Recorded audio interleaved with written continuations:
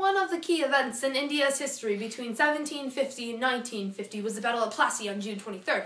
The Battle of Plassey was fought because of the increasing control the British were implementing in Calcutta and Siraj's desire to take that control back. Prior to this battle, the British company was interfering with local profits, establishing fortifications with guns, pew pew pew, and developing a larger community in Calcutta. The East India Company was also granted permission to not have to perform custom duties by the Mughal Empire. The Indians also believed that they could use the British as allies against other local rulers, but as the battle at Plassey proves, the British had other ideas in mind. Siraj was a Nawab of India who came into power in 1756. Shortly after this, he ordered for the British military organizations in Calcutta to be destroyed as he saw it as a threat to his success and power. The East India Company refused, and so Siraj captured Calcutta. The East India Company wanted Calcutta back and took it back through the battle at Plassey. A couple of months later, and Rachel Pearl just threw something at me. It was rumored that when Siraj took Calcutta in 1756, he imprisoned 123 to 146 British, and all but 23 were dead the next day. But I survived! This incident was called the Black Hole of Calcutta and was influential in the decision of the British to battle Siraj. The battle at Plassey only lasted for a few hours. On the front line of the British side was Robert Clive. Only 23 people on Clive's side died in the battle. Indian sepoys were a big factor in the victory of Clive. Sepoys are Indian soldiers in the service of European power. In the Battle of Plassey, Siraj had 50,000 soldiers, and the British had only 3,000. Siraj was so easily defeated, though, because of the 3,000 on the British side. And you might be wondering by now, why is she talking in a horrible, fake British accent? And it's to bring home the fact that the British took over India. 2,100 of them were Indian sepoys. Clive also had Indian spies that gave him information on the system of Siraj's ranks. When they started that battle, Siraj's main people and friends that he relied on surrendered, threw away their weapons, and even fought against Siraj. Even Siraj's granduncle, Mir Jafar, turned against him and fought for the British side. As a result of the battle at Plassey, Siraj was killed on July 2nd. 22 people were killed on Clive's side and 1,000 on Siraj's. Another result was that the Clive took over the administration in Bengal. Mir Jafar had agreed to help the British if he could become Nawab of Calcutta. When he became Nawab, though, he was under Clive's control. Mir had to give all of the French factories in Bengal to Clive and had to pay large amounts of money to him in prize money. Mir didn't have that much money, though, so he had to tax all of the people of India. All of this money resulted in a shift of the economic status of the population from wealth to poverty, and 1/3 of the population dying of starvation in 1769 and 1770. I'm so hungry. Clive became the governor of Bengal in 1765, and the East India Company had complete control over Bengal and areas surrounding it. Without any French in Calcutta and complete control over it, the British used Bengal as the heart of their operation in expanding in India and making more profit. The British developed more and more territories until they had an empire bigger than the Roman Empire. And by the way, it's very hard to talk in a fake British accent very fast like John Green while bouncing on an exercise ball. This is Jenna Brooker, peacing out. Over to you, Rachel Pearl.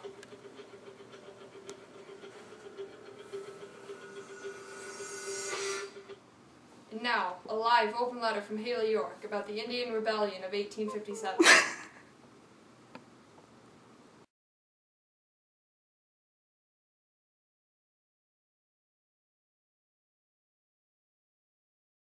When the British came to India, they brought education, road systems, and etc., but they treated the Indians as other people, like they treat them as more humans than slaves, but they didn't have human rights. After some time, the educated Indians decided to discuss the British about giving India their own government and also higher job opportunities. India wanted to gain independence from Britain due to the fact that the British kept increasing taxes, which caused financial problems. The educated Indians wanted to and higher job opportunities, but the British disagreed, which led to protests, and key leaders came to India to get British out. Indian National Congress refused to support Britain in the war unless they promised India independence. After war, the British could not keep India. Hindu and Muslim conflicts in India intensify as independence grows near. Finally, India wanted to run their own government and got the British out at the same time. After the end of British rule, the two countries became independent after India helped the British. After the war, the two countries that came from the original India had the Hindu majority become India and the majority of Muslim become Pakistan. And then Gandhi. Gandhi was a protester who started protesting about ill treatment of non-whites in South Africa. Then in 1915, he returned to India to convince the British to leave.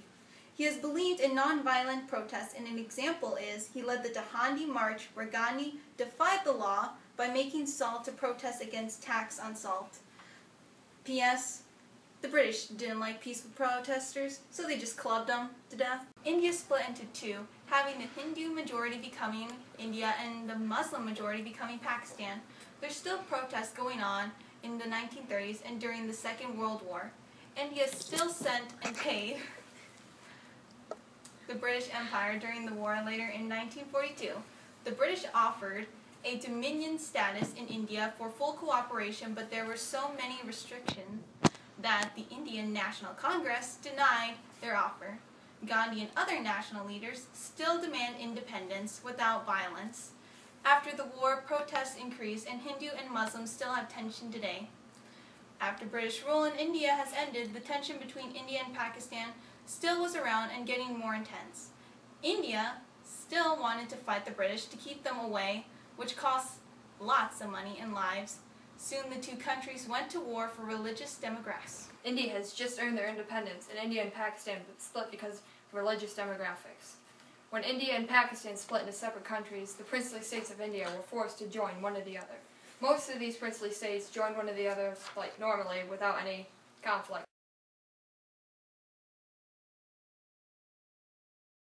The Kashmir War started because British policy held that the various princely states would have to accede to either Pakistan or India based on geographic location and demographics.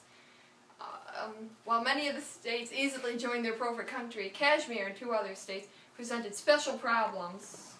Kashmir was strategically located between India and Pakistan.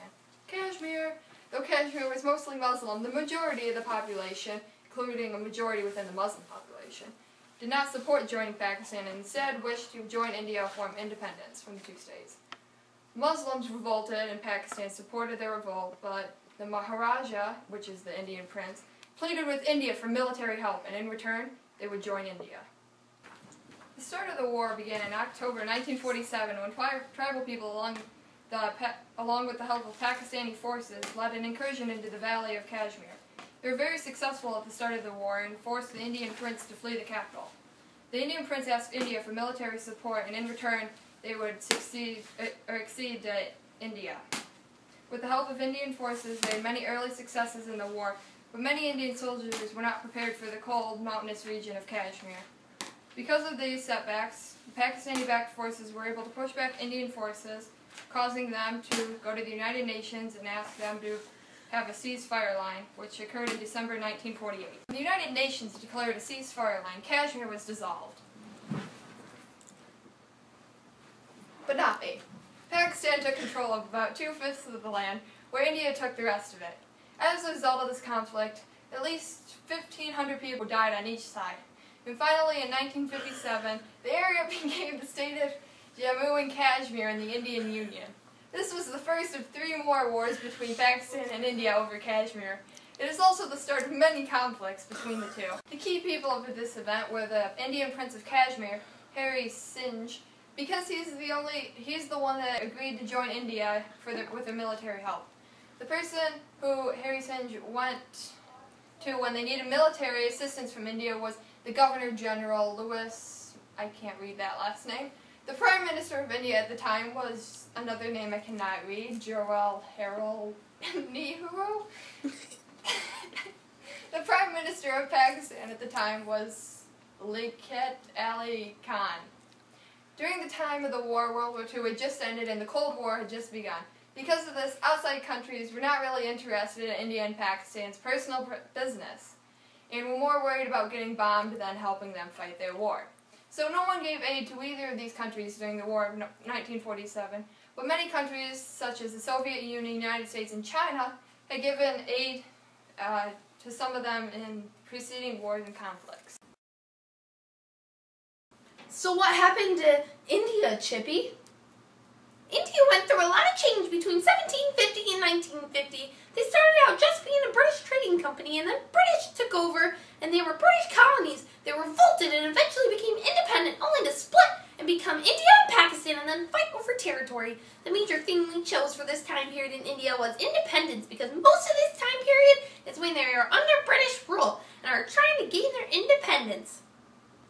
That's exactly what I was thinking.